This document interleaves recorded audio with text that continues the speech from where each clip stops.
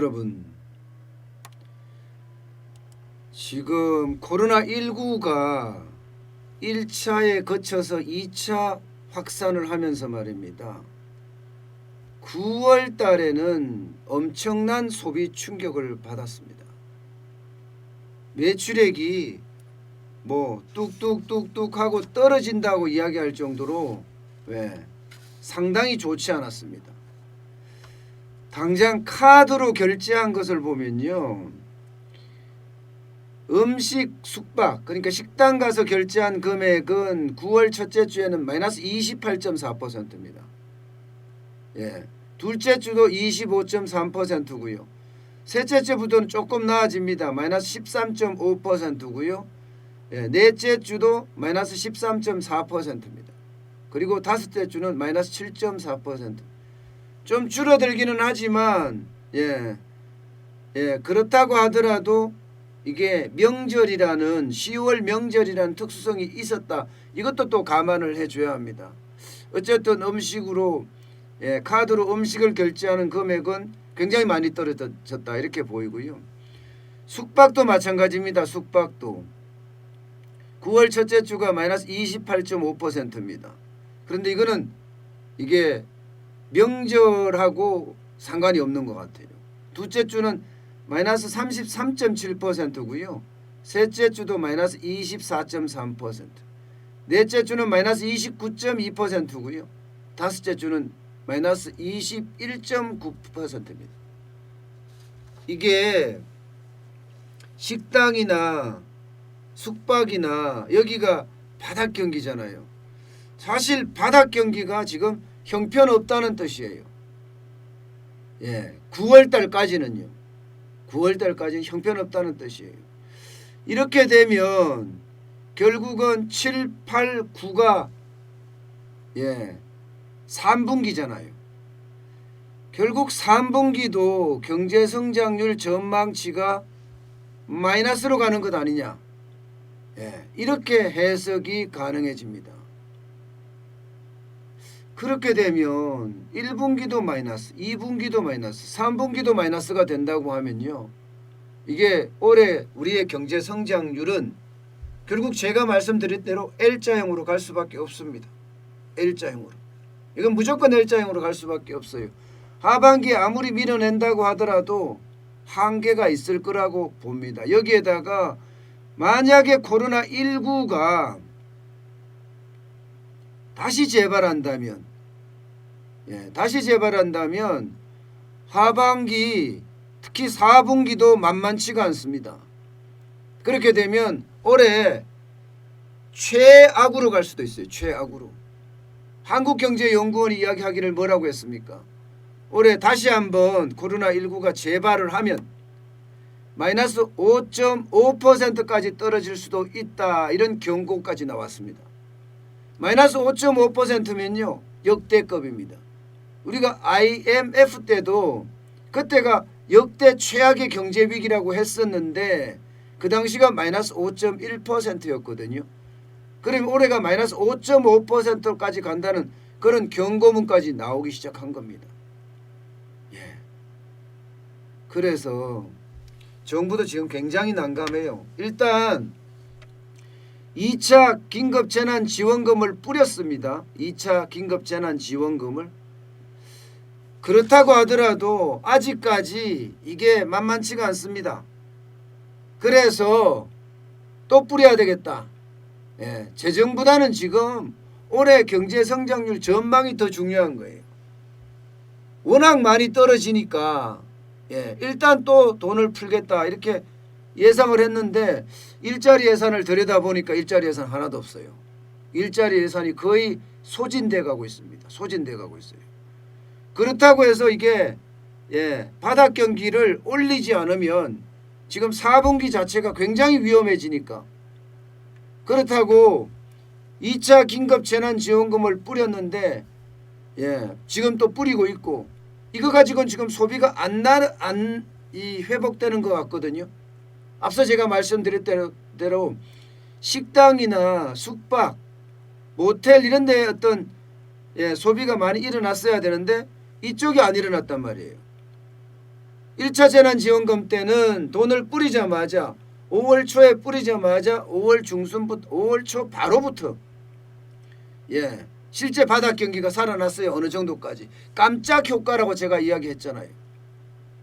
거의 뭐 14조 3천억 중에 12조 6천억이 뿌려졌는데 깜짝 효과를 통해서 3조에서 4조 정도는 소비가 됐을 거다. 이렇게 예측을 하고 있거든요. 3조에서 4조 정도. 12조를 뿌렸는데 물론 적긴 적습니다. 그렇지만 반짝 효과가 있었는데 이번에는 과연 그 반짝 효과가 있었는가 이걸 조금 의심하는 그런 내용이 많습니다. 이게 10월 달에 우리의 큰 명절인 추석이 있었기 때문에 과연 이게 추석 때문에 특수가 나타난 건지 아니면은 2차 재난지원금을 뿌려서 나타난 건지 아직까지 정확하지는 않다. 그렇지만 나타났다고 하더라도 마이너스다. 카드 사용 금액은 분명히 마이너스를 찍었잖아요. 그렇기 때문에 불안한 겁니다. 그래서 홍남기 경제부총리는요. 다시 소비 쿠폰을 뿌리겠다 이렇게 지금 이야기를 했습니다. 여러분 알다시피 소비 쿠폰을 지난 7월에 기획을 해서 8월인가요? 8월부터 뿌리기 시작했잖아요. 바로 이게 그 유명한 소비 쿠폰입니다. 7월 말부터 도입돼서 8월에 8대 소비 쿠폰이라고 이야기할 만큼 보시면은요 바닥 경기를 살려가고 있는 그런 모양새입니다. 바닥 경기를 보시다시피 숙박, 관광, 공연, 영화, 전시, 그 다음에 체육시설, 외식, 농수산물 여기까지예요. 모두가 바닥 경기를 어떻게 하면 올리겠느냐 뭐 이런 생각을 가지고 있는 거죠. 그러니까 이 바닥 경기를 이거를 뿌림으로 해서 아직까지 규모에 대해서는 이야기를 안 했지만 현금 살포도 모자라서 이제는 쿠폰 살포까지 하겠다 이 이야기거든요. 저는 이렇게 살포하는 게 중요한 게 아니다. 국가 채무가 어떻게 되는지 반드시 돌아봐야 된다. 저는 그렇게 생각을 하거든요. 지금 여기서 만약에 재원을 자꾸 이렇게 써대면요. 코로나19는 장기화라고 그랬습니다. 장기화. 게다가 불규칙하다고 그랬습니다. 더욱이나 불확실성이 크다고 그랬어요. 그러면 경제에 있어서 마찬가지예요. 경제의 어떤 침체 기간은 장기화될 수밖에 없는 거고요. 경제의 불규칙성은 굉장히 심하다. 그러면 경영계획을 제대로 못 짠다는 이야기예요. 사람을 제대로 뽑을 수도 없고 게다가 미래가 불확실하다.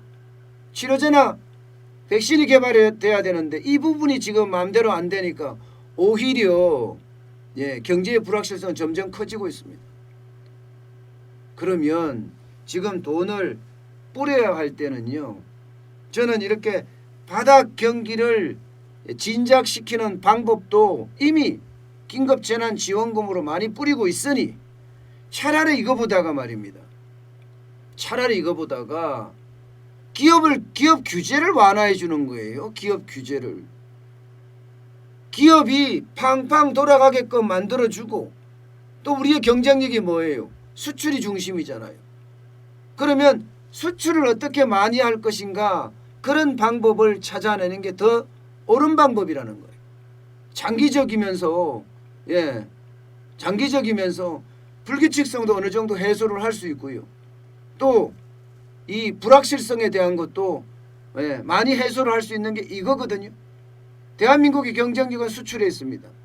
지금 전 세계가 팬데믹이라고 하지만 하늘이 무너져도 솟아날 구멍이 있다고 했습니다.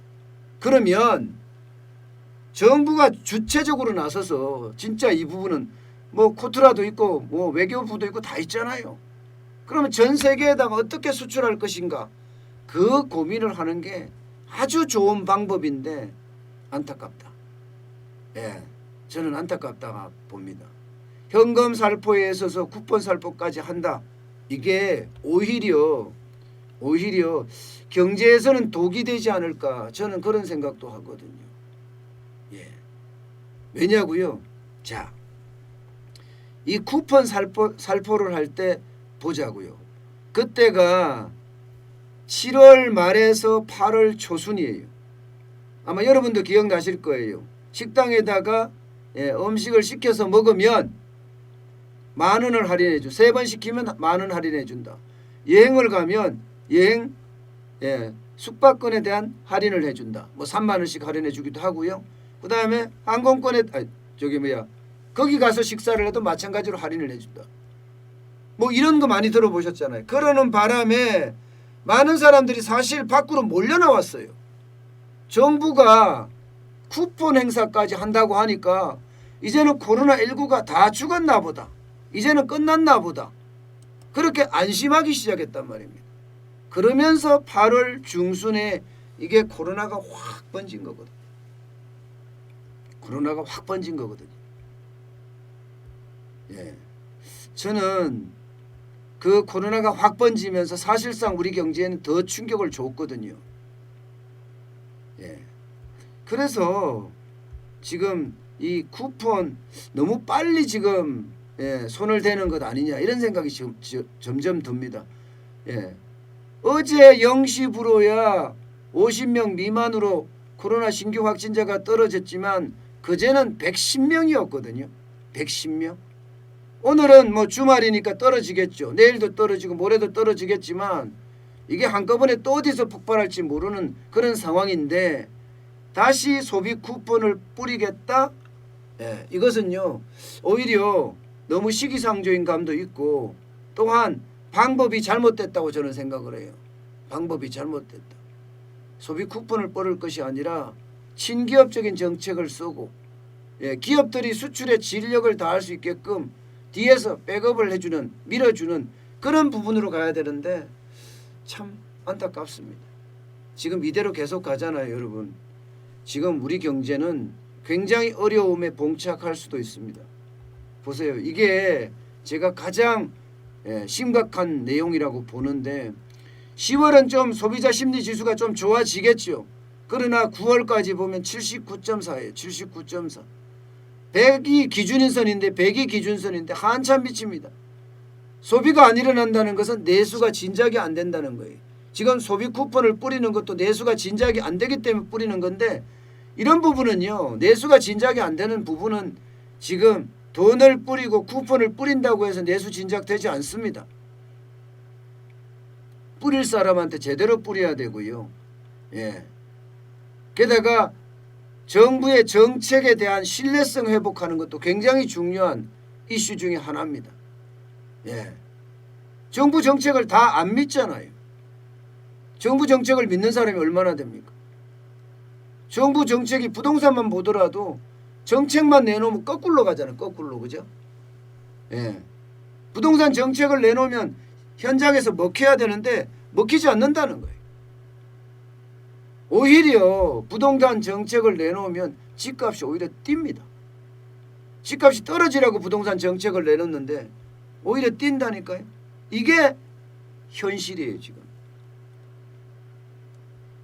그러니까 지금 정부가 해야 될 거는 소비자 심리지수가 이렇게 급락하고 있는데 쿠폰 뿌리고 현금 살포하는 게 중요한 게 아니고 정부의 정책의 신뢰성을 회복하고 수출 경쟁력을 가져갈 수 있게끔 더 많이 해주고 여기에다가 2차 재난지원금이 잘 뿌려졌는지 그에 대한 어떤 효과 분석도 하고 그래야지 저는 될 것 같은데 또 8대 쿠폰을 뿌린다고 하니까 오히려 걱정부터 앞섭니다. 걱정부터.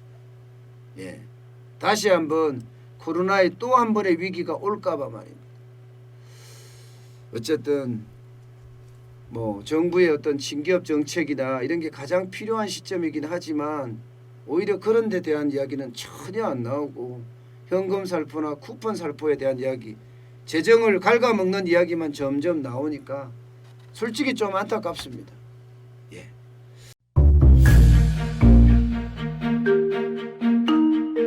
세종대왕과 샤넬 넘버5 벤츠 자동차의 최고급 기종인 마이바흐의 공통점을 아시나요? 바로 침향입니다. 침향이란 동남아시아에서 자생하는 침향나무가 상처를 입었을 때 스스로를 보호하기 위해서 분비시키는 침향나무의 진액입니다. 진침향은 태국산 침향과 러시아산 녹용, 그리고 국산 홍삼, 백봉령, 또 산수유, 당귀, 숙지향, 꿀로 이루어진 침향환으로 만성 피로나 또 스트레스, 기력이 저하된 직장인분들, 또 수험생들, 연세 드신 어르신분들이 드시면 좋은 환입니다. 진침향 여러분들께 자신있게 권해드립니다.